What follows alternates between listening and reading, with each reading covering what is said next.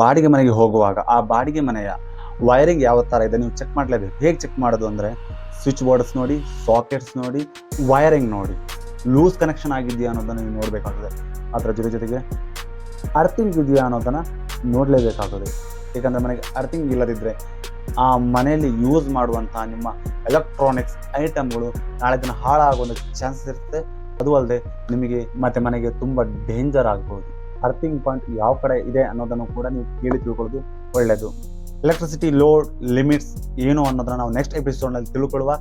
ಈ ವಿಡಿಯೋದಲ್ಲಿ ಈ ಮಾಹಿತಿ ನಿಮಗೆ ಇಷ್ಟ ಆಗಿದ್ರೆ ದಯವಿಟ್ಟು ಲೈಕ್ ಮಾಡಿ, ನಿಮ್ಮ ಅನಿಸಿಕೆ ಅಭಿಪ್ರಾಯಗಳನ್ನು ಕಮೆಂಟ್ ಮಾಡಿ, 1951 ಚಾನಲ್ನ ಸಬ್ಸ್ಕ್ರೈಬ್ ಮಾಡಿ, ಫಾಲೋ ಮಾಡಿ, ಟೆಲಿಗ್ರಾಮ್ಲೂ ಕೂಡ ಫಾಲೋ ಮಾಡಿ. ಇದರಿಂದ ಎಲ್ಲ ಹೊಸ rental tips, real time stories, latest ಅಪ್ಡೇಟ್ಗಳು ಕೂಡ ನಿಮಗೆ ಮೊದಲು ಸಿಗ್ತದೆ. ನೀವು ಚೆನ್ನಾಗಿದೆ ಸಾಕಾ? ನಿಮ್ಮ ಕಾರು ಸ್ಕೂಟರ್ ಚೆನ್ನಾಗಿರೋದು ಬೇಡವಾ? ಅದಕ್ಕೂ ಇನ್ಶೂರೆನ್ಸ್ ಬೇಕಲ್ಲ? ಅದು ಕೂಡ ಜಸ್ಟ್ 5 ಮಿನಿಟ್ಸ್ನಲ್ಲೇ ಬೇಕು ತಾನೇ?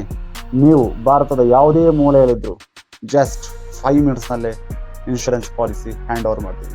ಜಸ್ಟ್ 9739011951ಗೆ ವಾಟ್ಸಪ್ ಮಾಡಿ, ಇವತ್ತೇ ನಿಮ್ಮ ವೆಹಿಕಲ್ಗೆ ಇನ್ಶೂರೆನ್ಸ್ ಮಾಡಿಸಿ.